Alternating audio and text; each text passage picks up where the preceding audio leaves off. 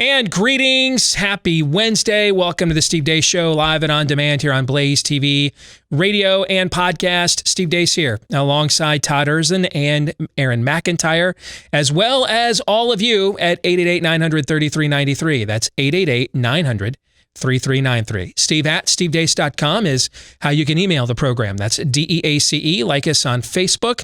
Follow us on Twitter at Steve Deace Show. Parler at Steve Deace. And then go to our new YouTube channel, youtube.com/Steve Deace. That's where you can find samples of this show that you can view for free and then share with others if you wouldn't mind. Whether you like it or hate us, those views count just the same. All right. Coming up today, typical Wednesday festivities. Bottom of the hour, we will begin with our good friend, Buy-Seller Hold. Not our good friend, Daniel Horowitz. He's at the bottom of the next hour, our weekly prophet of woe and lamentation. Buy-Seller Hold, though, coming your way at the bottom of this hour. What else do we have going on today? I mean, other than like the end of the world, it seems like, right? We got to change the name of this thing from Buy-Seller Hold to Buy Seller, I can't even. Buy Seller, nothing matters. I got to tell you, I'm at a point today, and I said this to my wife before I came in. You know, we were just having this conversation. Was it yesterday, the day before? How do you do this day after day after day? And we're like, we can just do it today, right? Yeah. I got to be honest, man. I don't feel like doing this today. I am kind of at the. I don't know how the average American has. I mean, I signed up for this, right? We all did. We signed up for this. We understand this is the cost of not having to go down a mine shaft with a flashlight, right? Not having to sit on a hot roof in the summertime. Okay, we get this job. We get to sit here in the AC and get paid to pontificate and stand up for what we believe in, right? There's a lot worse ways to pay your bills than this. Can I get a witness on that? For sure. Yeah. Right.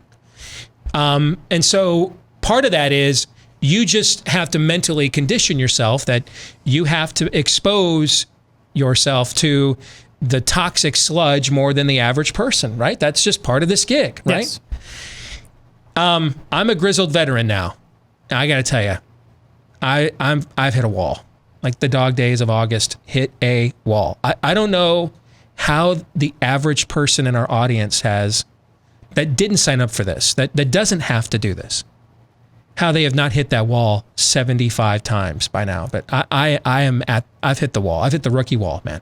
What got me yesterday is we walk out of here and it's within the half hour that we find out about the Big Ten, right? Yeah. I mean, were you guys taping for your sports podcast? We were actually just beginning to start it, and so we just scrapped everything and just reacted to that in real time. I figured how that must be going. And then later on, Kamala Harris is announced, and Twitter suddenly just starts binging on that. And it's not because we like the game of football and can't watch it. It's not that. What this means, the tentacles it has, everything involved with it, culturally, monetarily, jobs, it is of so much more gravity than Kamala Harris. And instantly, all the thinking people just went to the same circle bleep.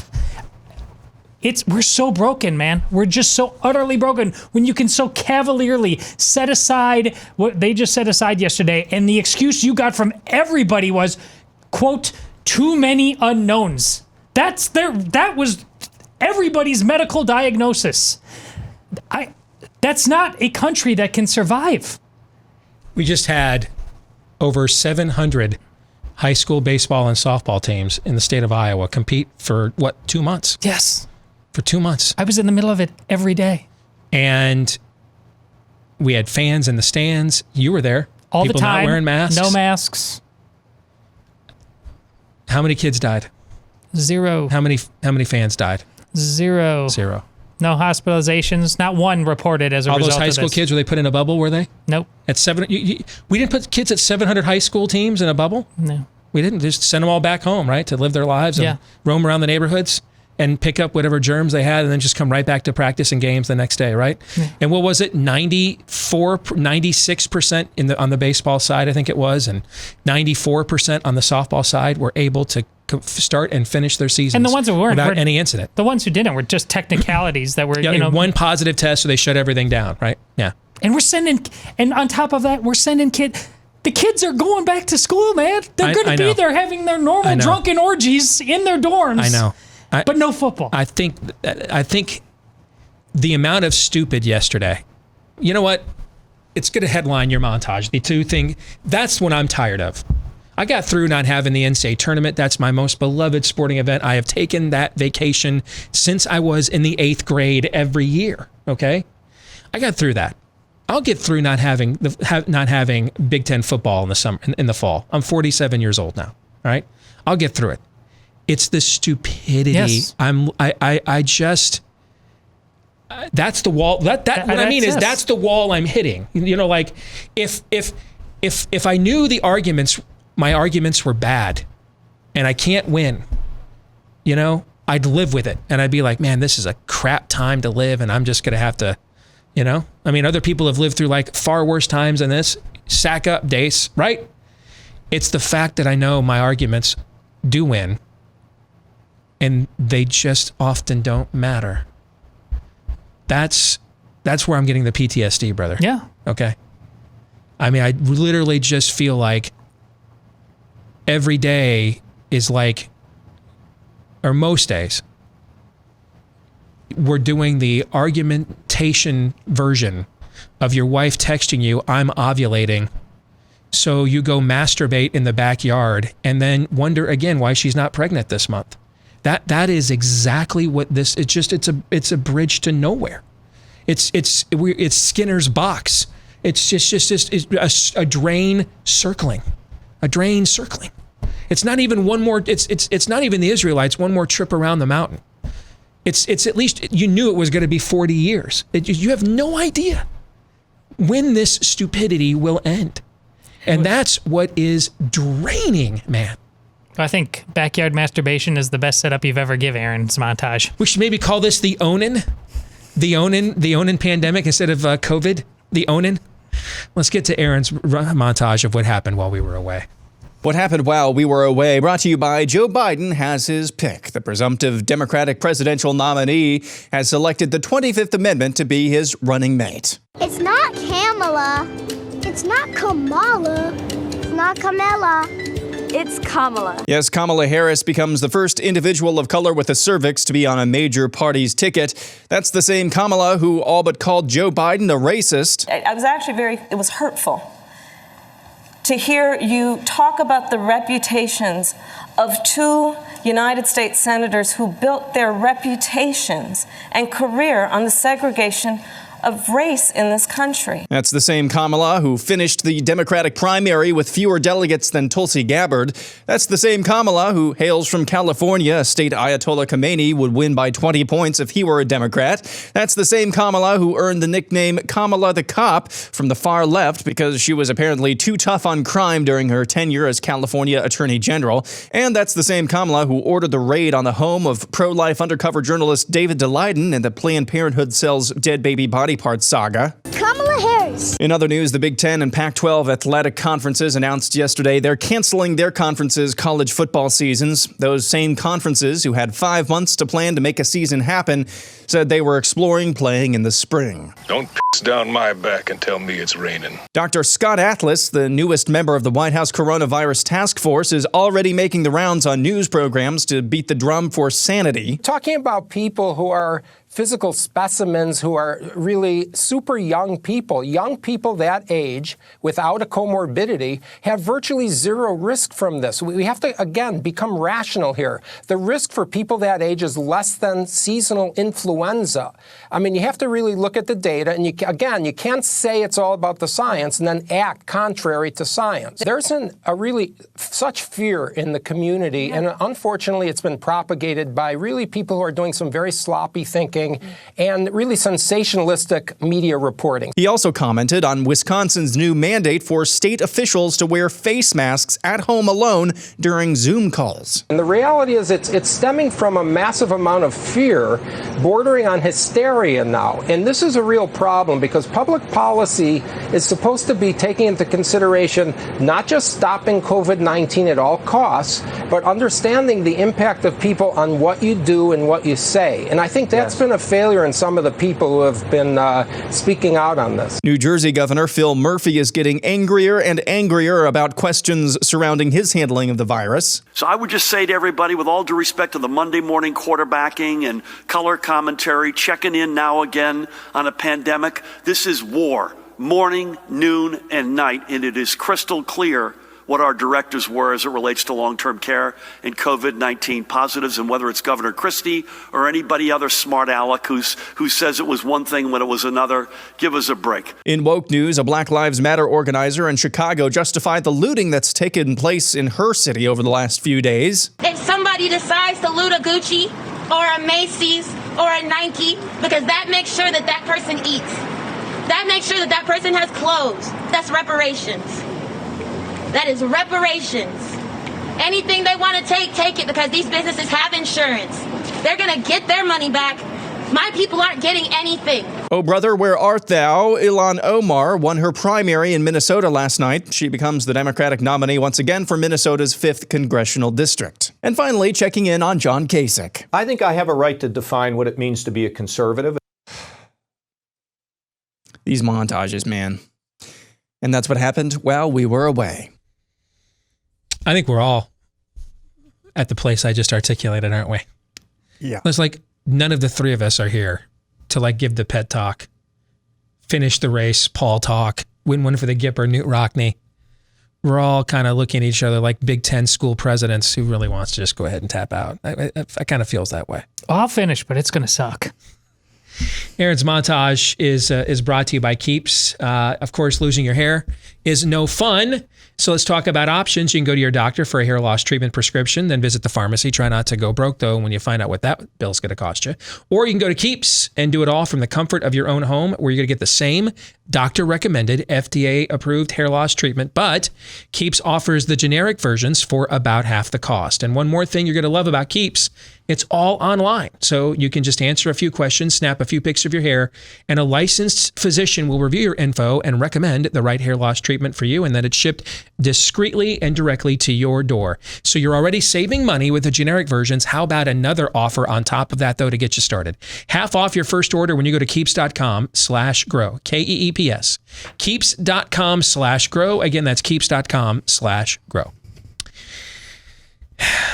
You know, you guys have talked about this for years. I struggle when people, even I don't agree with, do things that just make no sense and are dumb, right? Right. You guys have done shows with me where I've just gone off on tangents on teams and candidates I want to lose, just trying to figure out, what are we doing here, right? What is the strategy? I don't understand it, okay? Thus, your struggle is eternal now. Do you like this job? Finally, it was Todd this time, not me. I mean, if you had some talks with the Blaze behind my back I'm not aware of, if you could kind of ace me out of here, then you get to move over a seat. Is that what's going on here? Because if this is about stick, finish, this is the worst damn pregame pep talk of all time, Erzin. Goodness. It's like asking the Grim Reaper. So you're saying there's a chance? I'm just shooter from Hoosiers who's had way too much to drink at this point, just wandering out on the middle of the court. I'm sorry. Well, right now I could use a Jimmy Chitwood. I'll make it. Yeah. I could use one of those right now. All right? I'll do better. All right. So, three things from Aaron's montage. Well, there's about 30 things from your montage, but the three big takeaways to me. How much different? Did you watch the Scott Atlas clips in Aaron's montage? I mean, how much different would life in America be right this moment if that was on your television screen for the last 5 months, as opposed to Fauci and Birx? How much different?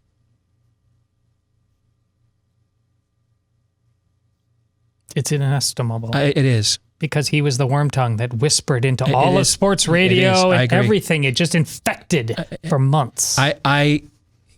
Listen, I don't want Kamala Harris to be the next president of the United States. Let's just be honest about that. Of course. Okay. But if you're wondering why Trump went from a guy presiding over the best economic boom in 20 years, who even despite his divisive personality couldn't possibly lose to a dementia patient, to now the plucky little engine that could, okay? 80 days until the election. If you want to know how this happened, it's because you didn't have people like Scott Atlas. And folks, I'm just telling you, if you've been watching and following the show this entire pandemic, you know Atlas is not even a lone wolf. There are legions of names of people with expertise in the scientific community that this White House and Mike Pence with his this was his task force. He appointed those people, and the president gave him the power to do that. And they've been talking since March. Yes, they're not. They have not been quiet. Latelys. They've not been quiet, guys. How the hell did I get invited on a conference call with like the elite public health experts at Stanford University? Because they were desperate. And when was that call? Was that like 4 months ago? Yeah, it was in April. It was in April. You made me stalk them for like 24 hours. I mean, they were desperate to get this message out. He's not even a unicorn. Not even close. We could have supplied layers of names. I have. You've seen and heard us cite them on this show all along. I need to know what went on in that West Wing watching Fauci just kneecap your presidency day after day after day and giving him the platform to do it. It doesn't make any sense, man. You know why I became a Christian? Number one reason. Well, the meta reason is those he foresaw, he also foreknew. I understand that, okay? But in my limited human understanding, what brought me to faith at the time is that it made the world make sense. That's what it was. It wasn't, I've felt bad about bad stuff I've done lots of times, right? We all have. It wasn't that. What truly, really brought me to faith is the only belief system that makes all of this make sense is the biblical worldview. Why are we the way we are? Why even now? 17 years into my walk, do I still live on a Romans 7 road? Still, at times. Why? Why are we like this? What is it? What's wrong with us? Why is the world like this? And then it's not enough to know what's wrong, but what can be done about it? What's the solution? The only belief system that sufficiently doesn't mean I agreed with all the answers, but it was the only one that had answers to those three questions, the most important questions of the cosmos. Why are we here? What's wrong with us? Where are we going? It was the only one. It's the only one that put the universe into order, that made sense. Now, I don't know the way you're wired. For me, I need things to make sense. You guys have worked and been around me long enough to know I will accept fates I know I cannot control if they make sense. You know that. Right. I don't lament and struggle about the things that were beyond my control.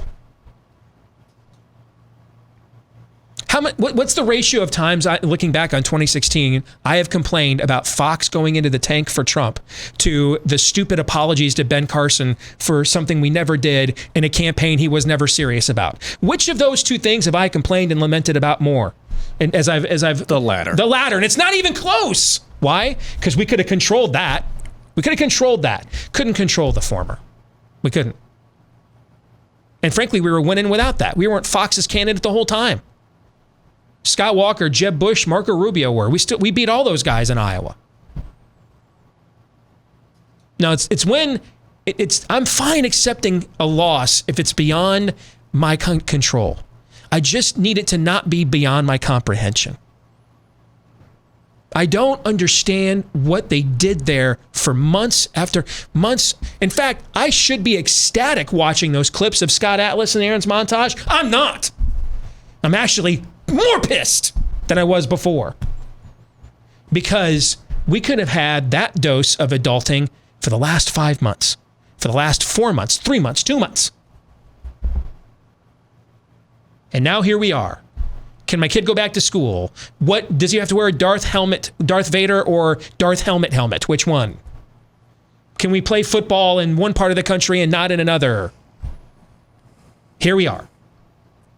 When's my movie theater ever opening again? Can I take my kid to the skating rink? Can we do anything? Can I have a wedding? Here we are. So that's dumb number one. Dumb number two, Kamala Harris, really? Really? I mean, guys, they have to know their candidate's a dementia patient, right? They have to know this, don't they? Yes. Okay. So then they have to know that this VP can't be a novelty pick. It has to be somebody that people right away see as a serious president, right? Right? Okay. Right? Man, crazy voices in my head. I had one yesterday. You want to hear it? Yeah. And it's actually turning. I'm the one last week. You were more skeptical that Biden would ultimately be the nominee than I would. I said they're probably on this train. Now, she's called the man a racist and a sexual offender before. I know. They may be actually planting the seed. Your own vice president, everybody may be in on it, plan on running him out of town with the vice president that he named. It's such a disaster.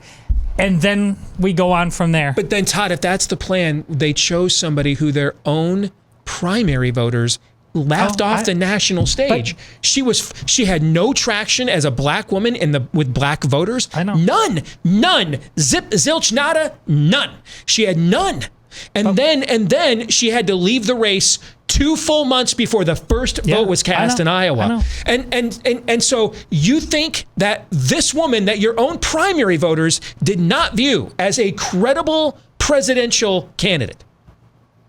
I know. You think that she is credible, therefore, to the country at large? No, she's not credible, but she's credible to getting him out, and they need to get him out. Like a total reboot? If he wants to see, that was the problem. If he wants to be there, regardless of what his state of mind is, and no matter how many times you ask him, he's not getting out. You got to force him out. You've nominated somebody. They picked somebody whose only moment of competency or credibility as a candidate was calling your nominee a racist in front of millions of Americans. Then said she believed, as you pointed out, his accusers. Had no traction with black voters at all. None. Like zip. Like Mayor Pete did better with black voters, guys. Dropped out of the race 2 months before the first vote was taken. She was laughed off the stage. She was Tulsi Gabbard. Remember that name? Yeah. Doesn't that seem like it's been 20 years since we've heard Tulsi Gabbard's name? She just took her to... She was Tulsi Gabbard slump buster, guys. Like, she was one shining moment. And when Tulsi Gabbard shows up in the one shining moment of the Democratic primary, it's her denutting Kamala Harris. Okay? And she's, by the way, from a state, as Aaron pointed out, if you nominate the Ayatollah Khomeini, you're winning by 20 points. I don't understand what she provides. You can't. Anywhere. Which is why you need whatever your darkest thoughts on this are, you need to listen to them because they're the most rational about this. None of it makes sense. That's another level of dumb. I don't understand. I couldn't figure out what Trump was thinking a minute ago when we talked about why did it take so long to put Scott Atlas up there. Now I know what he's thinking. I really am the luckiest son of a bleep that ever lived. Are you kidding me? Well, we did. That's who they went with. We talked about this last week. The one who dumbest last loses is just going to be epic till the end. And then there's what happened with the Big Ten and the Pac-12 yesterday.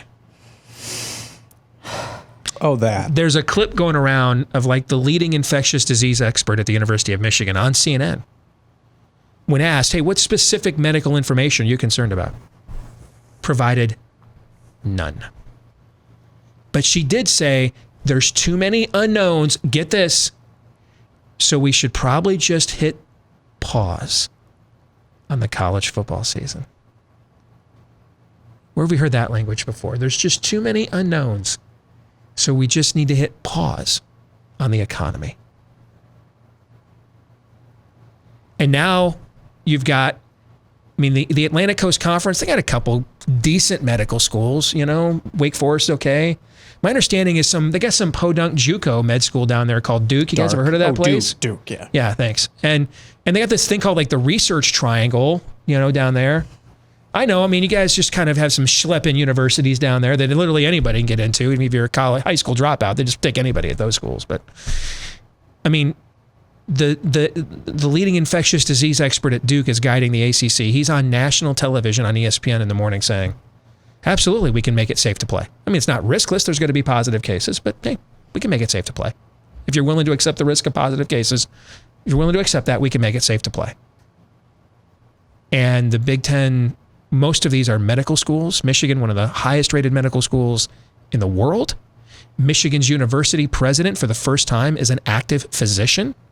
One of the leading immunologists of the world from Johns Hopkins and Brown University.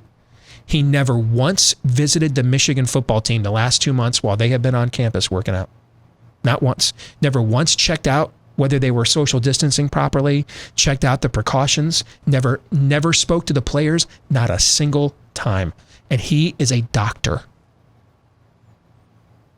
And they've offered no specific medical information. Now we've got these commissioners in other leagues saying, hey, what medical information you guys have that our medical schools don't? Because we're seeing, Greg Sankey's like, everything I'm seeing says we should keep pushing and go to the next phase and see if that'll work. So if you guys are knowing something that's going to save young men's lives, by all means, can you share it with the rest of the country? Zip, zilch, nada. Nothing at all. Which means these are the only two conferences that you had the Player United organizational efforts, and they're the two conferences that canceled their seasons. Do you think that's a coincidence? No. I mean, these lefties love unions. Shucks. These lefty elites love unions until they've got to negotiate with them. Maybe you noticed that one. Okay. So they're the only two conferences so far that have canceled, and they're the two conferences whose players began organizing. I wonder if that is a coincidence. I'm sure it's just random occurrence. And they offer nothing to all those young men. And then young women, because all their fall sports teams have been up there practicing this whole time. Nothing. No explanations at all. Nothing. No specifics. Oh, it's this myocarditis or whatever it's called. Folks, there's this form of heart inflammation with every virus associated with it. This is not new. The SEC's actually been testing its players for this for the last 5 months because it's basic epidemiology. With viral outbreaks comes an added risk of heart inflammation. You can have myocarditis with a bad flu season, for example. Don't you think if that's what it was too, wouldn't they have told us that? And why is that not a concern in the spring? Yeah. If that's what it was, they would have told us that and made it their fig leaf. But they didn't. They didn't tell us that. They didn't tell us anything. I mean, this level of dumb,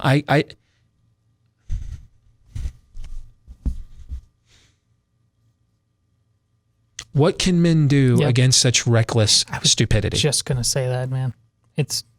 What do you do? What do you do? What do you do at that point? Look for methods to self-medicate. That's what you do. I mean, I don't know what else there is to do, man. Look for ways to self-medicate. I mean, there's just, what do you do? What do you do when facts just don't matter? They just don't matter. Where even the Ninevites are like, oh, wow, yeah, we should repent. When the facts don't matter, what do you do? That's the question I'm asking myself.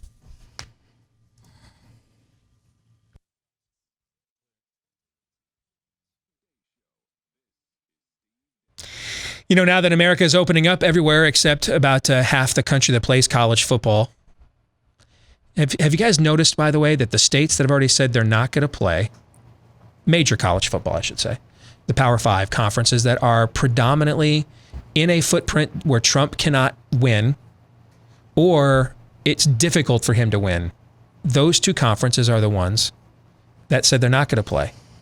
And the three conferences where it's much easier for Trump to win in those regions are the ones that are still playing. Just random facts with Steve. Again, random facts with Steve. That could just be a cosmic level coincidence.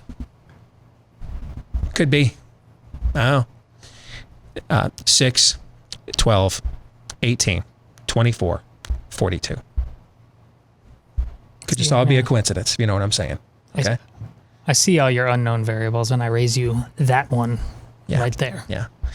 Anyway, now that the country's reopening everywhere except Big Ten and Pac12 college football programs, which, while they welcome the kids back to campus, by the way, that doesn't mean that we should not have learned the lesson still and keep going by and abiding the lesson to take control of our health as much as we can with as much preventative measures as we can. All right. And that's where Field of Greens from Brickhouse Nutrition comes in, because one scoop has a full serving of real USDA certified organic fruits and vegetables, the kinds of stuff that boost energy, supports healthy immune system. And we have known for many, many decades now, just like maybe that'll change too. Like we used to know, masks don't work. Favorite thing I've seen so far this morning is Duke University has a tweet out today with its football coach. Hey, we're following the science and we still think we can play. Meanwhile, though, their coach is wearing one of those cloth gator masks that their own university published a study over the weekend saying don't work.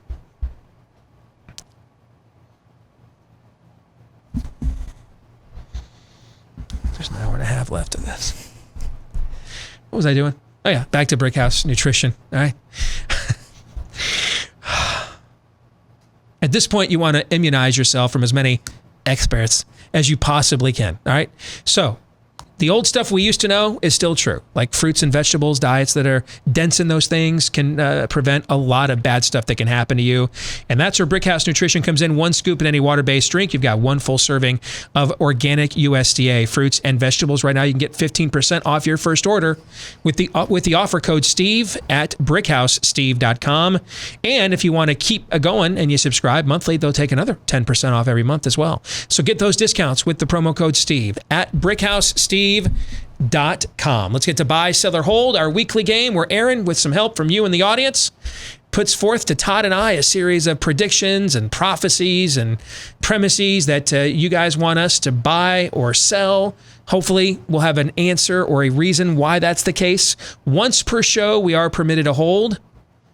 But this week, given the mental state of this program, we are going to allow one time only, until maybe next week, as many holds as you need with no penalty. Wow. Right? You may hold harmless as many times as you need. That's guys, yesterday the conference with the most decorated medical schools in its membership canceled a football season and didn't provide one good medical reason why they needed to do it. Whoa. Joe Biden picked a running mate that called him a racist and a sex offender and was such a joke, she was laughed out of the race 2 months before anyone voted. Okay, guys, there's no capping the dumb right now. Yes, Aaron. Here's a quote. Bob Bowlesby, commissioner of the Big 12, is doing a press conference as we speak, talking about the start of Big 12 football. Ready for this quote? Yeah. Quote, I have better information and our presidents have better information than those in the fourth estate. Our board believes in our scientists and have come to an agreement that is different.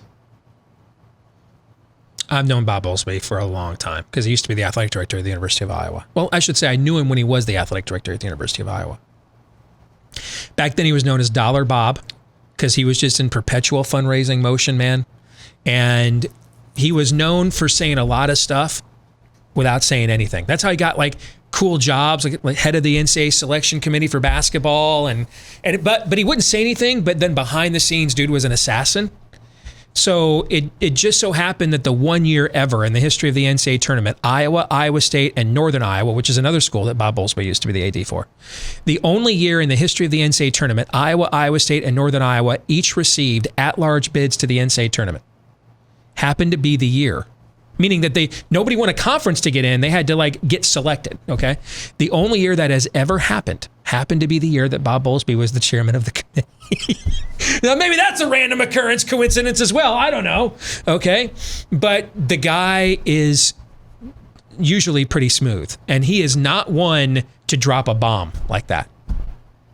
So if you have pushed Bob Bowlesby beyond his talking points, Corona Bros on notice. Yeah, then he is putting the Corona Bros on notice that that's just not how Bob Bowlesby that's how I communicate. Right? But that's not how Bob Bowlesby typically communicates. That is fascinating. All right, let's go to the buy, sell, or hold, Aaron. Go ahead. All right, we'll start with You Can't Handle the Truth, who says results of the 2020 election will not be known or finalized until after Christmas. Sell. Why? Why are you selling, Todd? Tell me why. I just don't think it's gonna. I don't think it's gonna be that close. There's a level of if we don't know that there's a level of nefariousness going on that does not have to do with the actual will of the people. That was my answer. So I'm equivocating. I'm putting an asterisk on this, but I think the vote itself, I think, will be obvious enough. So after yesterday, this is my default setting now. Until right now, we are scheduled to have our final show of the year. I think it's the 21st or the 22nd of December before we head off for our annual Christmas basement dwelling, right? Or tomorrow. As a show. Or tomorrow, as the case may be. Between now and then, this is where I am at with 2020. Whatever, for me, on a personal level, or the country, is the most painful outcome remotely possible, I am going to say, that's the one. 2020, I hear you. I'm finally listening. You have my undivided attention. Hands up, don't shoot. This is me giving up. And I actually, unlike Michael Brown, I actually did say it. This is me giving up. As the great prophet blues traveler once sang, the mountain wins again. Okay? I'm done. I have been, I'm no longer keeping the thou must beat thy head against that wall commandment. I'm not doing that anymore. So you win. That is the worst possible, next to a asteroid collision on terra firma. That is the worst on election day. That's the worst possible outcome for this country. So bye. Parlayed in with 1 or 2 vacancies on the Supreme Court. Yeah, bye. I mean, imagine the Florida recount, but with social media, we're 20 years dumber. The candidates are far more divisive than they were then. And a country that a good portion of the people here are trying to hit cancel on what America is. Imagine that, the Florida recount in this environment. Okay? Bye. Every time we look into the eyes, the soulless eyes of 2020, yes, and say, surely you can't be serious. Yes. 2020 looks back into our eyes, spits on our face, and says, I am serious, and don't call me Shirley. Yes. Next, Konstantinos Roditis says, betting trends that Biden would win went down after he announced Harris. Combine that with the smart political moves made by Trump in the last week, and the buy, sell, hold is, you'll see Trump within 4 points in national polls within 2 weeks. When's the convention? It is in 2 weeks, right? The Democrats, aren't they next week? And then the Republicans with their virtual convention, aren't they the week after, I want to say? I don't know. What is it? I know. How about the fact I don't know? I know. How about the fact I don't know? How about the fact I don't know? I don't know what the Real Clear Politics... Dude, I can tell you right now what the Real Clear Politics polling average was at this time in the 2008 election, and I don't know what it is right now in this one. How about that? How about them apples? And you don't care either. And I don't even care to know. I don't. But if you're going to ask me about environment, then I will buy. I said last week, before the events that have transpired, before Trump's gambit with the executive order, before Kamala Harris, before Scott Atlas, that now was the time in the markets to buy Trump. Remember, I said that he can't get any lower. His stock can't get any lower than it is right now. So now's the time to buy. And I do agree that the race will tighten over the next couple of weeks. I agree. So I'll buy with that. I don't know about the specifics of the polls, but I buy the environment, the premise of the environment. So I'll buy that. I'll sell. I think, I believe that philosophically can happen, but I think with this football, the non-return to normalcy, I think there's going to be other cancellations of high school football, perhaps that that come after that in the Midwest. Because I've read some of their thinking about how we're watching what the bigger leagues are doing, and it would be irresponsible for us to move forward if they don't think they can. So I think we're going to be living in a bit of a malaise. I actually think, though, that I agree that that's going to happen. I actually think that plays to his favor. Here's why. Because the argument has been, hey, Gretchen Whitmer was. That's why we get to do. We get to. You guys didn't do what we did in Michigan. You didn't lock down like we did. We took it serious. Well, now you're not having Michigan and Michigan State football, and you may not have Michigan and Michigan State basketball either. Okay, because I don't think you're going to see the Big Ten play sports the entire school year. By the way, so and they're at least not playing until January. So it's not safe now, but it's going to be safe at the height of the influenza season to bring all these athletes. No, I don't buy that. So now you're telling people, it's a little bit like telling the football players, because the Big Ten's saying you can keep practicing. Mm-hmm. So keep doing all the work of being a player, but don't get the reason that you actually want to play.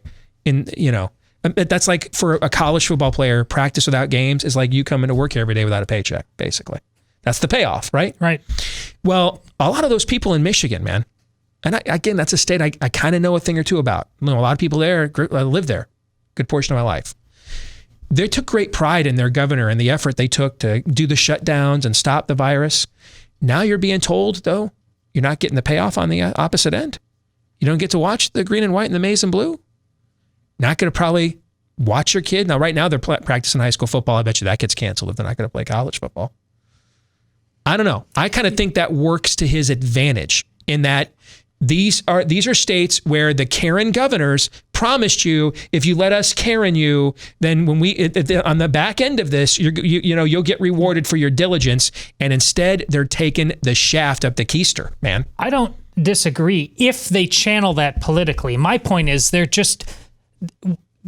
don't trust that process. They are sick of it. It brought all of us here, right and left. I just don't think that election is going to come, and that's inevitable. But it is still August, and I know that should mean we're right at front and center of it. But like you said, if you don't know what any of this means in terms of the poll, they know, and I just don't think they're going to care until perhaps the week before the election. Well, Trump is clearly, that's why he went on Clay Travis's show, was it yesterday? Right. Trying to make the case, hey, I'm the guy he's making the normalcy case now. It is safe to play, everything else. Some of those voters are going to say, hey, if you would have taken this more seriously, it would be safe to play.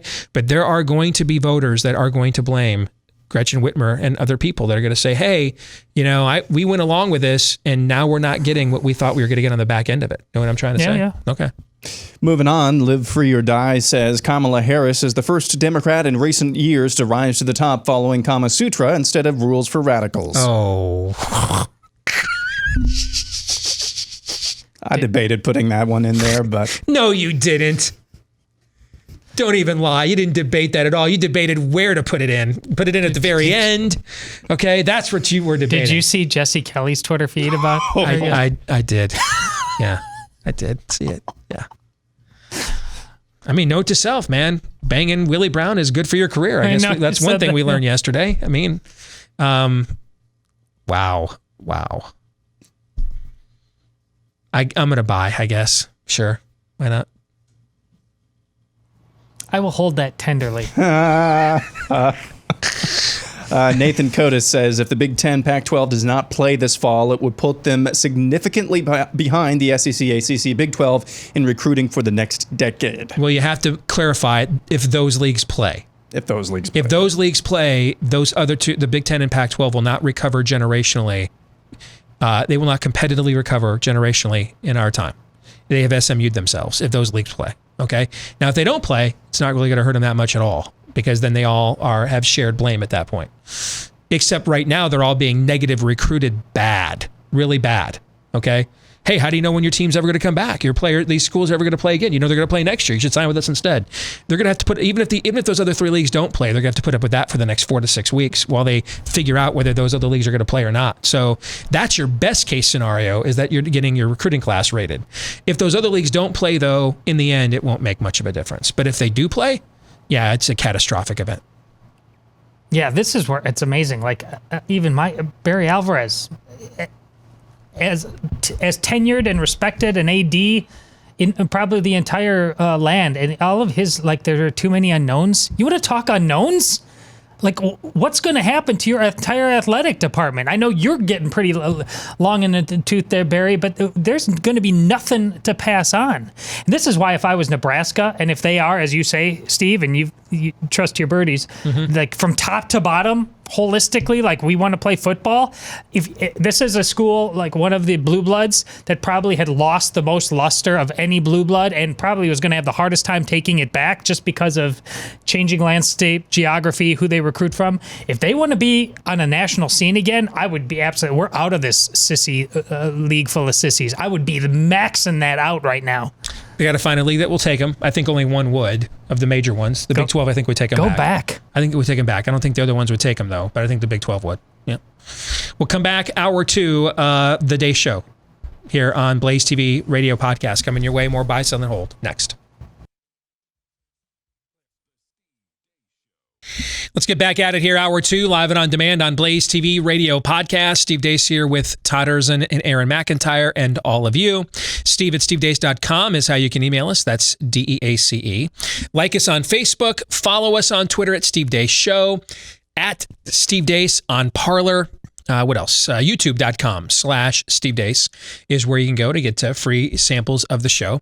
And then don't forget, if you're a podcast listener, please leave us a 5-star review if you haven't done so already. Heck, even if you already have.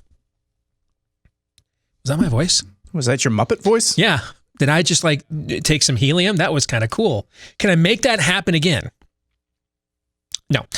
So that was rather random. I am Pazuzu. Even if you've already left us one of those 5-star reviews, please consider doing so again. I don't know if all of those will count, but right now, man, I need to pick me up. All right. Also hit that subscribe button if you haven't done that for us as well. Thank you very much. Let's get back to Buy, Sell, or Hold, brought to you by Home Title Lock. Don't let what happened to Deborah happen to you. She had no idea that her home's title had been thieved until she got an eviction notice in the mail. See, these days, cyber thieves know that a lot of our home titles are kept online, so they go in there, forge your name on your deed, stating you sold your home, and refile it to themselves as the new owner. They get all of that equity. They get a hold of your home, and a lot of times you don't know about it until the bill comes due, until you go to maybe get a HELOC and you're rejected because you already had one you didn't even know about, or you lose your home outright, as Deborah did. She had to fight to get it back. Now, your homeowner's insurance will not cover this. About the only thing I know that does work, though, is Home Title Lock. The instant they detect tampering, they will mobilize to shut it down. But first things first, go to HometitleLock.com and register your address to see if you've already been a victim of home title fraud and you don't yet know it at HometitleLock.com. And then while you're there, if you want to sign up, get 30 free days of protection. 30 free days of protection at HometitleLock.com, promo code Steve. HomeTitleLock.com, promo code Steve to get 30 free days of protection today. Aaron. We'll move on. This next one from Gregory Douglas, who says the ACC, Big 12, and SEC will either see an increase in their number of teams this fall and a massive influx of transfers from highly touted pro prospects who plan to enter the 2021 draft. Well, he said either, but then he said and. Usually it's either or and also. You know what I'm trying to say? Yes. It's like it gave me a choice and then said, but and the other thing will both happen. So how do you want to word? You tell me. Let's do ACC, Big 12, and SEC. We'll see an increase in number of teams this fall. Sell. It's too late for that. I think it's too late for that. I'm going to sell on. Well, it's even more too late for a sudden influx of players. That I think there's a much better chance for. This season? Yeah, I do. How? I think now we're supposed to play in like that's 2 the weeks. issue. If those leagues, the time and see, I promise you, Justin Fields, start naming players in these 2 leagues. Penny Sewell out at Oregon, the guys that we know are big timers that are going to be big time NFL draft picks.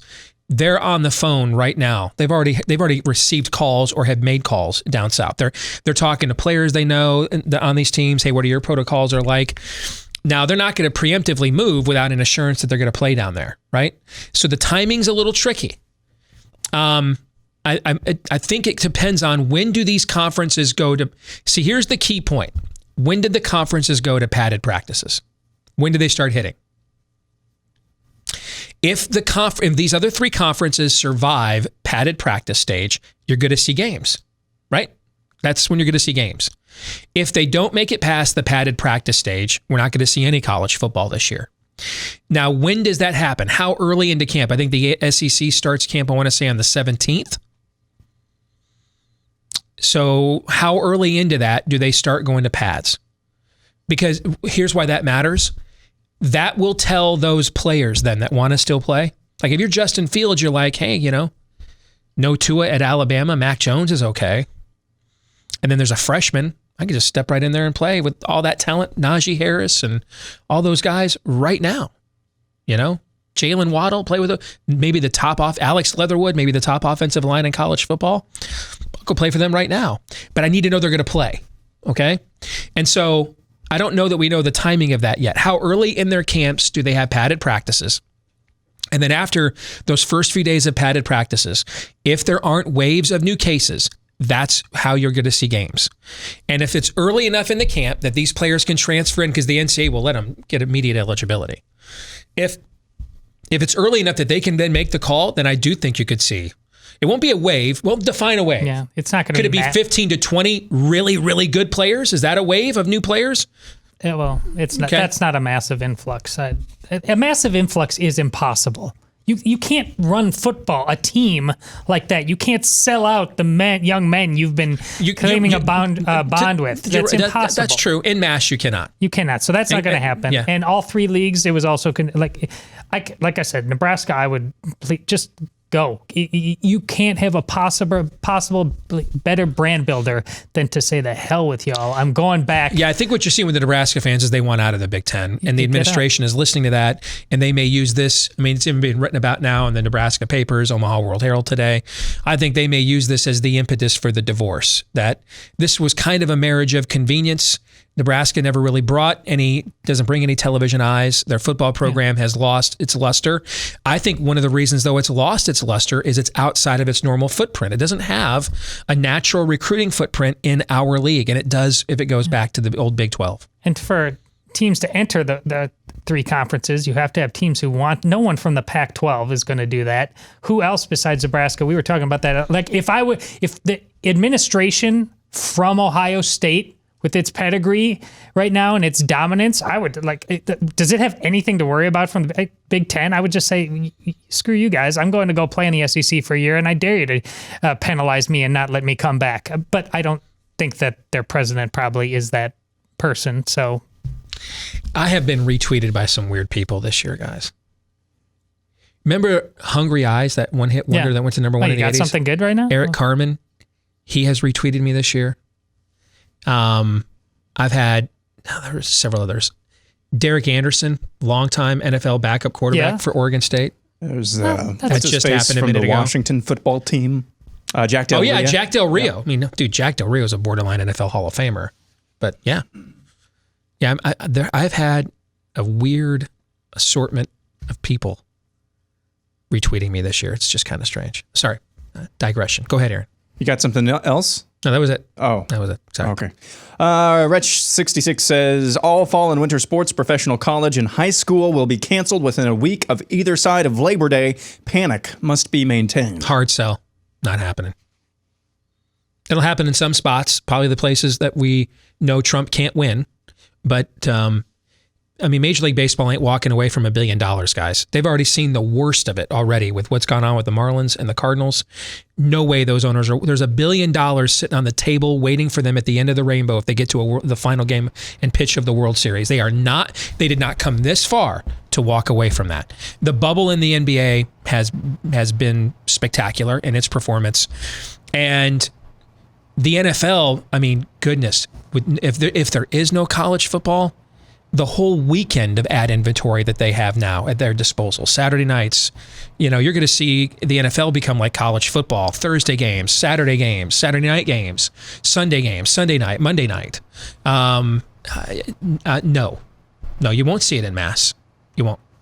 You will see it, though, in concentrated places where it's going to hurt you. Cut you deep, Shrek, like Big Ten, Pac-12 football, like that. Okay, but no, on the pro sports level, they're all going in all the way. Too much money to be made now. Yeah, I am selling. Again, it's too comprehensive, but it's going to be, right now there's 37 of 50 states playing high school football. Mm-hmm. I can see that number dropping. I can see it dropping too. Yeah, I agree with that. Not for good reasons, but I can see it doing it. I can see that too. And if we want to be as fair as possible, it is a little bit different.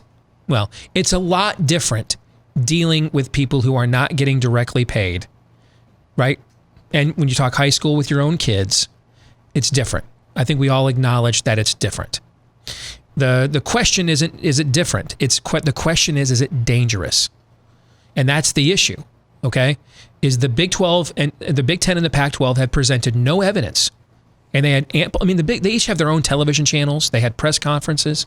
They presented, the Pac-12, I listened to their press conference. The only specific thing that their medical director brought up was a lack of rapid and reliable saliva-based tests, to keep on top of who's positive and who's not. And we mentioned that company out there in San Diego, which is Pac-12 country. That's Sorrento, that has been waiting for quite a while for an FDA approval for a $10 rapid, kind of a pregnancy test that is self-contained. All right. And that's why they want something like a saliva test and something that can be self-contained. That don't have not everything, because every time you need a doctor to do it, that's more money. It gets really expensive. But they offered no other additional medical information. The Big Ten didn't even offer that. Okay. I mean, the Big Ten didn't even say that was an issue. They didn't give any issues. So I actually think the chances of college football happening this fall went up yesterday. And I'm sad to say that, because I know if I'm right, the teams we all grew up rooting for are going to be, I think, generationally damaged by this. But the fact that the Big Ten and Pac-12 went out there and had no real medical information beyond panic porn, offered no specifics at all, I think you can sense in the tone from Bob Bowlesby today, the commissioner of the Big 12. We already talked about that. You could sense from the commissioner of the SEC and the ACC's own medical expert. I think they're emboldened to continue to press on, actually. Agreed. I mean, the ACC's got a new television network. You want to increase the value of that? Get rid of the Big Ten and take over all that new inventory that, all these satellite providers and everything else are going to be looking for, right? So, yeah. Next up is Crow of Approval, who says the NFL will shatter previous ratings records when they start playing on Saturdays every week, causing more nationally broadcast games. I buy with a caveat. How far do they want to push the politicization? Because what we have seen in now Major League Baseball is starting to come back a little bit since they've gotten away from it and back to the games. The NBA ratings, man, are tanking bad, hard. And so do they want is it a week one thing, and then okay, hey, we paid our alms and we bowed our knee to the spirit of the age, and all right, back to regular order. We gave you your kickback, or is it a week to week thing? If it's a week to week thing, we have seen in the other sports, there will be a ratings price to pay for that. Now it won't be as exorbitant in the NFL because it's king football. It's the favorite sport of the country. But it will limit their ability to shatter, say, records like you're talking about. If it's just a 1 week thing and then we kind of just, all right, we're here to play football now, then I think the ratings will be extraordinary. I agree with that. So I guess since I don't know the answer to that, I have to hold again because I don't know, if they plan on pimping the left-wing politics every single day or not, or every single week or not. Yeah, my analysis is the same. Next up, David Bravo says, over-under on sports journalists complaining about being laid off or furloughed 6 weeks after the start of the football season. Not enough would be my over-under. So 6 weeks? Yeah. So you're taking the under or the over? 6 weeks? No, he gave me the timetable, not the amount of sports writers. Yeah. Okay. Okay. Yeah. I'll take the over. I'll take the over. That'll take a little bit longer than that. A little bit longer. But trust me, I plan on enjoying every single one. Every single one. At my age, you need new things to stimulate you. And I can't wait. Was it Shapiro that used to keep the jar of leftist tears on his studio desk? Mm-hmm. I can't wait. Let's just put it this way. It's going to be a lot of times I'm going to have to go home and see what the wife is doing. I'm going to leave it at that. I can't wait. Next up is Justin Rowland. The SEC will cave within the month. Sell. I think the odds of playing have gone up. I do. I think you can see the tone of the defiance of the other leagues and the certainty in their defiance, and the fact that here's the difference. When we all predicted last week that after the Big Ten released its schedule that they would play at least one game Labor Day weekend. Remember, I did throw one caveat out there. The only people that would wreck this at this point, I said, would be what? The presidents. Because they're political animals and they freak out. If they don't do that, the Big Ten is playing opening weekend. The presidents in down south are not the same as the ones up here. I mean, the chancellor at Tennessee already visited football practice. The chancellor at Florida State held a press conference yesterday urging the other conference, saying, hey, we're united in wanting to play, and here's our attendance plan for Doak Campbell this year. It's a different culture down there. And so the presidents aren't going to preemptively step in here like what happened up north here. Where the presidents will step in is if they go to padded practices and the students are on campus and the numbers of cases skyrocket. But that was going to happen anywhere anyway, right? I think we all recognize that if that occurred, if they started hitting each other and the numbers skyrocketed, they weren't going to play anyway, right? That was going to be everywhere in the country, that was going to be the tap out, right? So in the SEC, you're at least going to get your chance to prove that. Now you will in the ACC and the Big 12 too. I think those three leagues are going all the way to padded practices, in my opinion. And then we'll see what the numbers look like once they do. And if the numbers stay somewhat stable, or it's a few tests positive a week or whatever that they can isolate, I think fire up the CBS SEC theme, you'll be hearing it. But if they start, if once they start hitting, we get like 20, 30 positives, they'll cut the cord then. So these Big Ten presidents, most of them hate football. A lot of the people in the administration hate football. They would consider it a cultural victory. This is the transgendering America, and all that football stands for. Getting rid of that and having, women's soccer, and you know how much I love women's soccer, having all that remain. It doesn't matter that football is the thing that pays for it. They'll figure out how to do that later. But they really resent it. They resent what it stands for, what it's about, that it's a distraction. I think people down south don't understand this. Yeah. But everything Aaron that Todd is telling you is true. There's a few limited exceptions you'll run into every now and then. I mean, before Aaron was born, the University of Iowa, when Hayden Fry was there, they had the number one team in the country for 5 weeks in a row. I mean, their president at the time, Hunter Rawlings, tried to get the football program eliminated and to go non-scholarship Ivy League. I think down south, you guys don't understand that, and this goes back to the old Northwest Ordinance days, that we were the first settled part of the country here in the Big Ten footprint after the 13 colonies, right? And ever since then, there's been a lot of cross-pollination between Ivy League schools and our universities up here. And a lot of our people that, become president of Michigan. So, our president came from Brown, the Ivy League. You leave Brown to go to Michigan as the president, so you can go back to Brown and be the chancellor or the provost there, right? The cultures academically up here of the Ivy League schools are historically connected for more than going on a third century now. And athletics at a lot of these places, these guys look at it as they hate the fact that it is the front porch of the university, that it gets so much more acclaim than their research grants and everything else. They do view it's in the way. This used to be a major issue in the 80s and 90s. It's kind of gone away with the advent of the Big Ten television network because they were all making so much money that it kept people silent. But there is a dramatically different culture amongst the university presidents. Down where y'all live, your presidents know their place. They know their place. Even like Austin.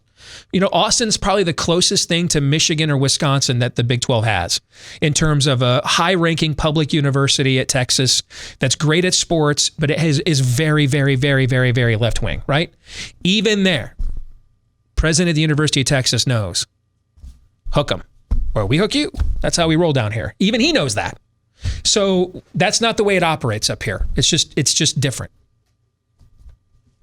Up next is Jacob, who says the DNC already know who they would like to run in 2024, but they saved them for an election without an incumbent. I got to sell because to buy the premise of this, I have to believe that they're trying to lose. Right? Yeah, to some extent. Yeah, I have to buy that. Now I got to tell you the selection of Kamala Harris last week or yesterday I entertained that notion for a few minutes. I just don't see a single benefit that she offers. Like nothing. I don't think she adds anything. I really don't. Like nothing. I think she diminishes Joe Biden's candidacy. But if they didn't care about this election, they wouldn't have necromanced Joe Biden 72 hours before Super Tuesday to stop Bernie Sanders at all costs. They wouldn't have done that. They would not be all in team lockdown, blah, blah, blah, blah, blah. Clearly they are pulling out all the stops, I guess, until yesterday to win this thing. So I'm going to sell. Yeah. That's an idol that listen, look at how much has changed just from 2016 to 2020. Yeah. They're going to be, they don't have the transgender ideal quite yet. They're hoping for it. So. Now, do I think that they have ideas? They've had, hey, if Joe loses, some of the Republican parties have those ideas. Yeah, but like some kind of master plan, if they were going to do that, they'd have let the primary run its course, guys. Because Bernie Sanders is the future. You just saw all the squad that endorsed him all won their primaries convincingly. All right, he's the future of where this thing's going, and they know this. So, so if they were fine losing here, they just would have let Bernie Sanders be the next George McGovern. Go out there, get your ass kicked, but you're kind of the herald of the new stage of evolution of our party. You know what I'm trying to say? Mm-hmm. Then it just played it out like that. No, they instead necromanced a dementia patient. No, I think they're all in. Yeah. Up next is Andrew Hansen, who says living in the world of Left Behind would be an improvement over our living in 2020 because at least we'd have a set expiration date for our suffering. I'm going to buy because at least that would make sense. Living in a Left Behind world to me, because I just told you earlier in the show, I need that. I need things to make sense. I need them to. I even if it's not the math is not what I want it to add up to be, I just need to know that the math adds up somewhere along the line. At least in a tribulation event, apocalyptic event, we're heading somewhere. I have no idea where this is heading. I don't. A lot of it just doesn't make any sense. And to watch a lot of people, I mean, I don't know how to do this job analytically if you can't even count on people to act in ways that would benefit them from a human nature standpoint. Like, how do I analyze stuff when people just actively do stuff that doesn't benefit them? I mean, I just, like, we're used to people sinning or, you know, I don't know about you guys. I'm like tempted to sin with women because I like them. I'm not really tempted to sin with meth because I don't like that. You know what I'm trying to say? Mm-hmm. Like, you can do stuff, when you can't even count on human nature. Like, I don't understand why Donald Trump just allowed Anthony Fauci to strip mine his presidency for 5 months. I don't understand it. I can't, it makes no sense. I've talked to people that are close and I've listened to every explanation. None of them make any sense. None of them do. Maybe they would make sense for like a week or two or a month. 5 months? 5 months makes no sense. Kamala Harris makes no sense. None. Makes none. Doesn't make any. The college football's oldest conference canceled its season, and it's a conference that has several of the highest rated medical schools in the world. And it couldn't offer one specific medical new development concern that led them to say, hey, after bringing you here for 2 months to practice, we're now not going to do this anymore. None of this makes any sense to me. And so I don't know what to do in a world where I can't even try to analyze what people are going to do based on selfish human nature, let alone altruism. It's freaking chaos theory. At least in a Left Behind world, I know we're heading somewhere. I'm Catholic. You know, the thing says voter fraud will be the story of the 2020 election. Sell. Down goes, down the memory hole we go. And you pass Sweden in that Vegas ho-ho. Yeah, that's where your voter fraud's going to go. Folks, if you think the Republican Party, it's so bad right now, and I'm seeing trending Hugh Hewitt. I like Hugh Hewitt on a personal level. Used to work with him at Salem. He's Hugh's an Ohio State guy, so we had an issue there. He's also really corporate team GOP, like real team GOP. And man, I'm like activist, organizer, candidate recruiter, right? Okay. You don't get more team GOP than Hugh. I'm reading right now that Hugh was losing his mind at Senator Ron Johnson from your state on his show today. Why is no subpoenas? No one's been held accountable for any of these attempts at this coup. What in the hell have you guys done the last few years? If you have pushed Hugh Hewitt to the point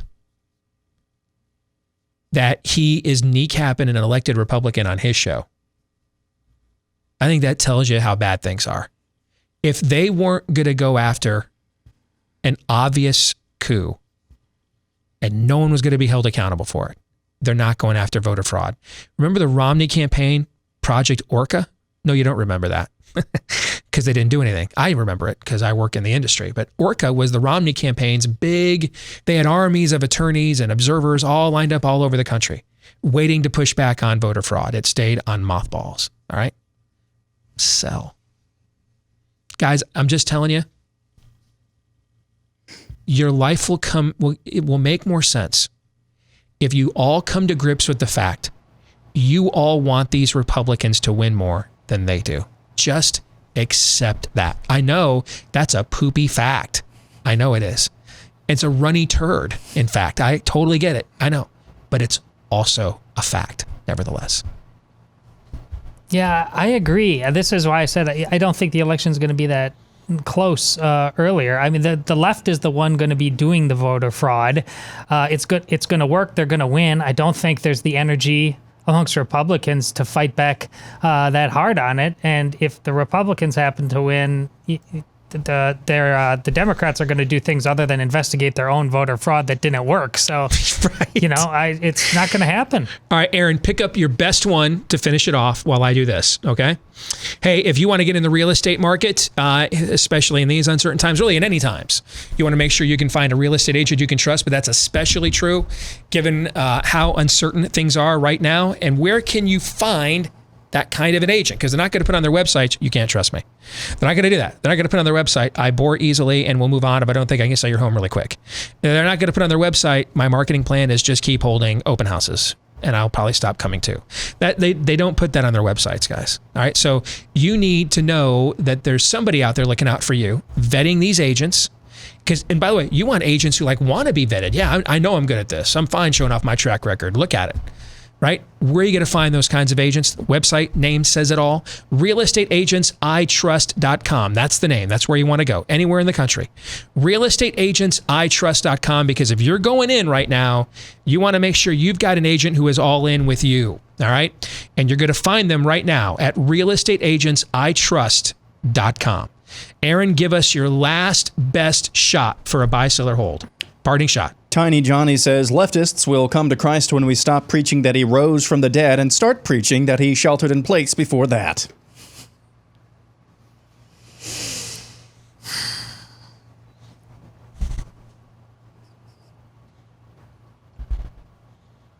That's... And war goggles. Dude, I gotta pour one out, man. I got a 5,000 G on that. Who was that? Tiny Johnny. Steve loves you 3,000. Yeah, I do love you. I mean, that is transcendent. I don't have to buy it, sell it, hold it. It just is. That's like the spoke at Zarathustra. The title of today's sermon is Jesus is the Greater Non-Pharmaceutical Intervention. Turn in your Bibles to John chapter. We're like 3 minutes away from that. You know that, right? Yep. Yeah. Todd's looking forward to, Jesus would get a coronavirus vaccine, Todd. Oh. You're looking forward to that, right? Yes. That debate? Yeah. Very much. We'll come back, our weekly prophet of woe and lamentation. If you haven't had enough of that, Daniel Horowitz is still to come next.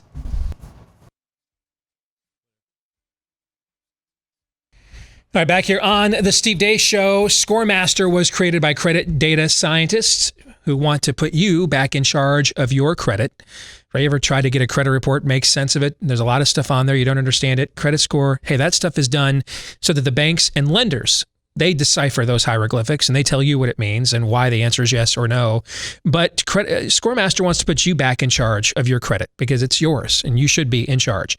And the average ScoreMaster can raise their score by about 60 points in 20 days or less. And this is how it works. You add points to your score fast by having your best credit score and a plan made available to you on how to get there. And why do you want your best credit score? Because it improves a lot of things in life these days. Getting a home loan, buying a car, refinancing, maybe even getting a job. A lot of employers are doing credit background checks now.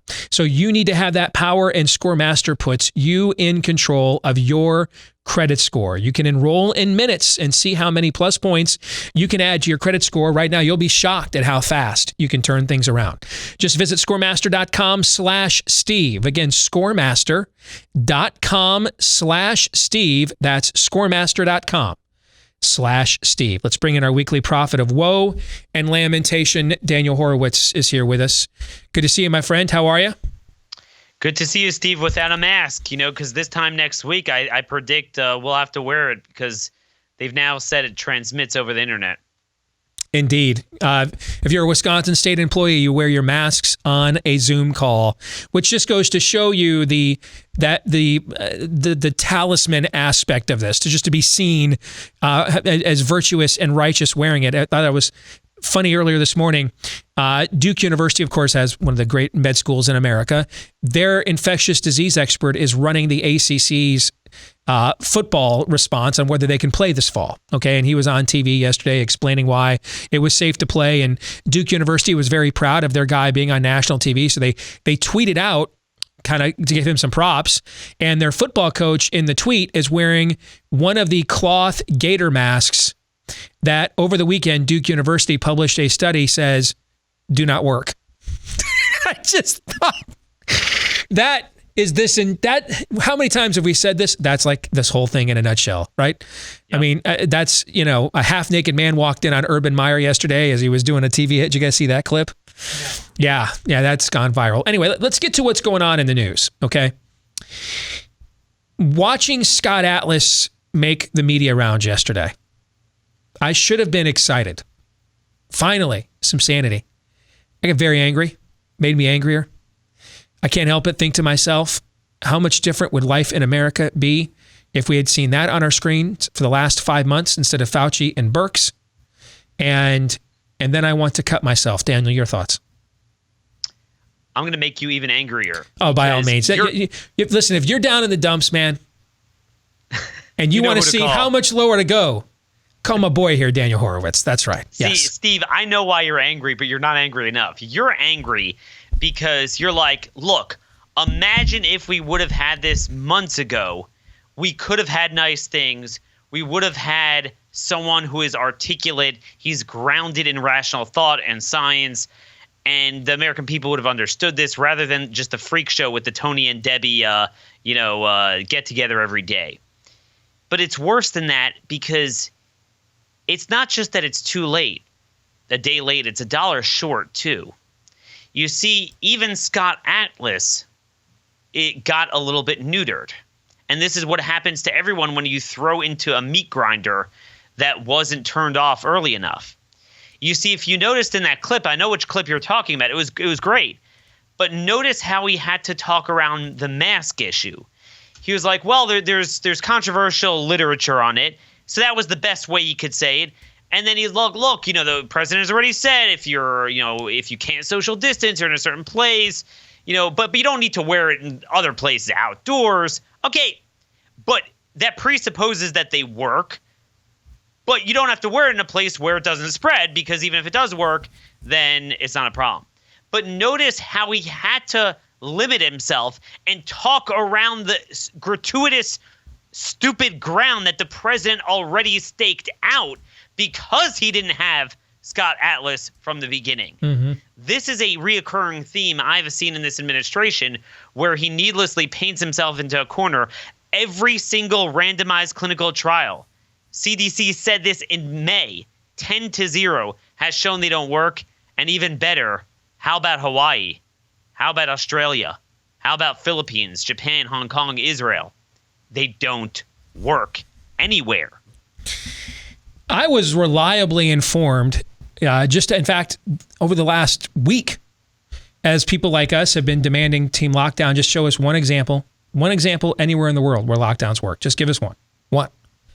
One example where the minute you'd open things back up, there's just not a surge in new cases because you quarantine the healthy, so you didn't weaken the virus up against the stronger immune systems, and everybody just gets infected who didn't get infected before. So tell us where this strategy of locking the healthy down and avoiding mass surges in new cases, just give us one country anywhere in the world where it worked, right? And the country that kept throwing at us was New Zealand.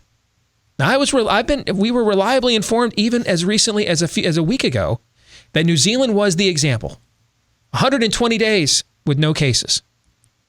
Last I've checked, they've had 44 cases like in the last 2 or 3 days. And they're going back into lockdown, the panic buying, all the stuff we saw here in America at the beginning of March, right, is all going on down there. So where have the lockdowns worked anywhere then? If you can't lock down in New Zealand, which is closer to Antarctica than any other mainland country, if you can't lock down there, tell us where you can do this, Daniel. Well, you couldn't do it in the Philippines, where they said they would shoot anyone who would come out of their house. I think in Australia and New Zealand, they'll only grab a woman and pin her down and cover her mouth, if you know what I mean. But in the Philippines, they would actually shoot someone if they would come out. Tough but fair. And it didn't work there either. But fair. Yeah. In Hawaii is another island. It's probably the most isolated place on Earth. You have the Pacific Ocean on all sides. It's surging 55%, even if you adjust for testing rates. It's a lot more than that. But if you go to April testing rates, compare apples to apples, 55% increase as of this week. Steve, I mean, the thing about New Zealand and a lot of these other places is New Zealand ain't America, right? So commensurate to what that country is, it's the same surge that we're getting, even though the cases don't seem like a lot. Remember how many people from Wuhan went to New Zealand over that whole period versus how many people came from Wuhan to America and the other secondary countries. America's a hub for everything. So, I mean, New Zealand's an island country. They were never going to get anything as bad as America, but what you get, you will get, because you have the ability to arrest the movement of a respiratory virus like you have the ability to stop the movement of a hurricane. You could fortify yourself and try to protect yourself in certain ways, but you cannot stop it from coming. It will come. We saw this with Fort Benning, where you had an isolated population where they came off the bus, they tested everyone, they isolated them for 14 days, they retest them, none of them had it. Then they did all the rituals of social distancing and the mask wearing behind the bark of a drill sergeant who will bite your head off if you don't wear it. And 22% of them wound up getting it right at that kind of threshold of the full infection rate we're seeing in most places. This has become a religious cult. Okay, like I've said before, we are the more secular people in the country. Sweden, see, the thing about Sweden is I never thought in any lifetime I would extol their virtues. I always thought it was a godless country. And it is a godless country. But they're agnostic to everything. They question everything. They question God, but they question other stupidity. And in this case, they landed on the right side. America is not a secular country. I mean, I think that's the biggest mistake our side makes. America is a religious country circa Canaan during the times of the Bible, Leviticus, right? They glorify paganism. Okay, you have Moloch, you have all your sacraments. They have the men of the cloth, right? You're a man of the cloth now. Just like, if you're a priest, you walk around with a cloth. So I'm walking around with my cloth, whether it's a Zoom call, whether it's having sex, whether it's whatever it is, you're going to be wearing that. This was never about science. The problem, Steve, is we don't have a counter-religion to that, because the religious people in this country are awfully secular.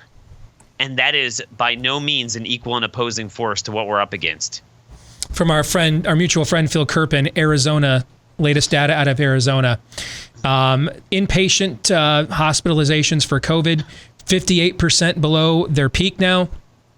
ICU treatments in Arizona for COVID, 46% below their peak. Ventilators, 52% below their peak. So you're seeing a lot of evidence that the Sunbelt wave is subsiding already. I'll be interested to see what the next panic point is. Let's get to the big announcement yesterday of Kamala Harris.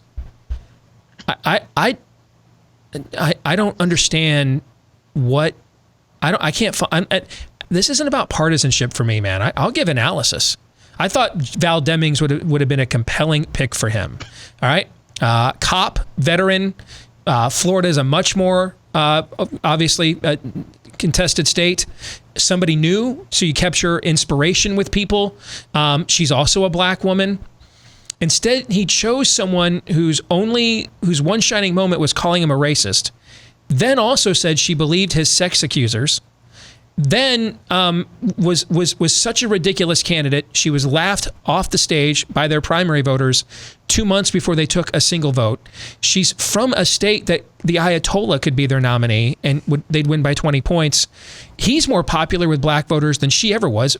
Pete Buttigieg got more traction with black voters than Kamala Harris did during the Democratic primary.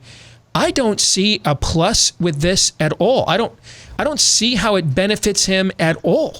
I mean, I can't come up with they had to know they're running a dementia patient, so they needed a nominee that people could see as president straight away, and they chose someone that their own primary voters didn't think was presidential timber. I don't get this at all. I don't. Steve, I want to add to that. I think there's another dimension that makes it even worse than that if you understand why I believe Joe Biden has been doing well until now and how this nukes that entire strategy. And I'm just as puzzled as you are, but nonetheless, Republicans get a vote too. And the reason we can't have nice things, which this would provide us with an opportunity to obtain some nice things. I think this could be potentially a reset, but I don't think it's going to make a difference in the scheme of things because of the Republican Party. So let's unpack this. I think where Biden has been doing pretty well is the witness protection strategy.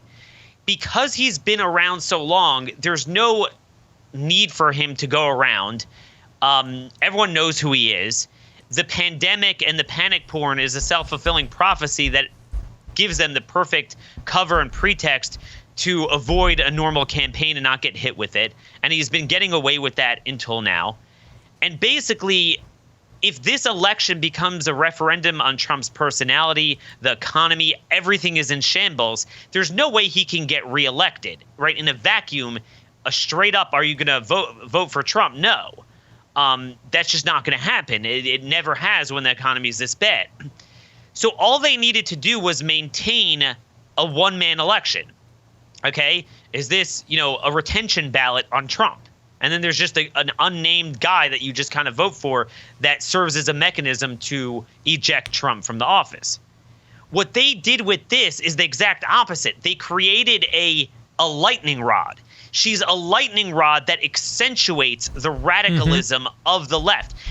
Much to our chagrin, most voters, when they look at Joe Biden, they don't conjure up an image of a guy pooping on a police car. They just don't.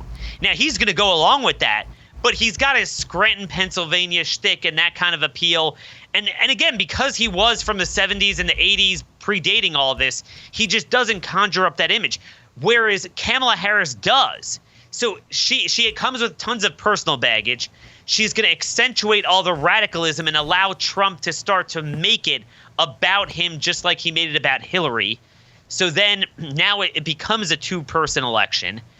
Now, okay, you're going to lose the suburban voters. I've got 1 minute. Go ahead.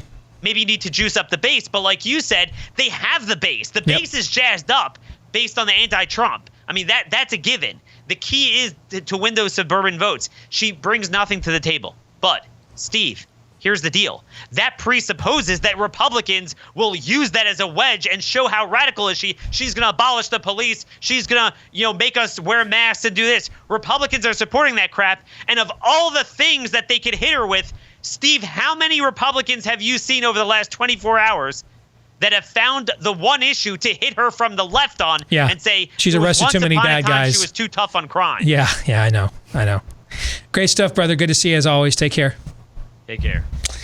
Hey, if you want to see your dog thrive more than Daniel Horowitz is thriving right now, all right, give Rough Greens VitaSmart a try. And it's not a new dog food. It is, though, a premium dog food supplement. Why do you need it? Same reason we take supplements. A lot of the nutrition and good stuff we need more than anything else has been stripped out of our food for mass production and consumption. Same things happen to a lot of our pets' foods as well. Rough Greens VitaSmart puts all that good stuff back in: the omega oils, prebiotics, probiotics, antioxidants, vitamins, minerals, nutrients, etc. And you can try it right now. Get a 14-day Jumpstart bag for just $14.95 and see for yourself if you see the difference in your pet in 2 weeks or not. I'll tell you this, it also apparently tastes great because our dog Cap absolutely loves this stuff. All right, so roughgreens.com/blaze. That's roughgreens.com/blaze. RUFF is how it's spelled for roughgreens.com/blaze. All right, coming up in the overtime today, I played this game with my wife this morning. And she... Nice. I played this game with my wife this morning and she failed. I should have said, I gave this quiz. Let's go with that. Yeah, okay. Thank you, Aaron. Thank you. I gave this quiz to my wife this morning and she failed every test. And she thought she was estimating low. So, Todd, you have not seen my Twitter account today, right? You haven't looked at it very closely? Not what you're talking about. Okay. No. I am going to give you a coronavirus quiz in the overtime today with the absolute most up-to-date data that we have, okay? Mm-hmm. From CDC, Johns Hopkins, Worldometer, because you're all going to ask me, hey, where's your source on that? Because okay. I'm going to give you a quiz. I'm going to see how many you get right. Okay. All right. And we're going to do that for the overtime today. You don't want to miss it at blazetv.com/Deace. For the rest of you, we are back at it again tomorrow, noon to 2 Eastern, right here after Glenn Beck on Blaze TV. Until then, John 3:17.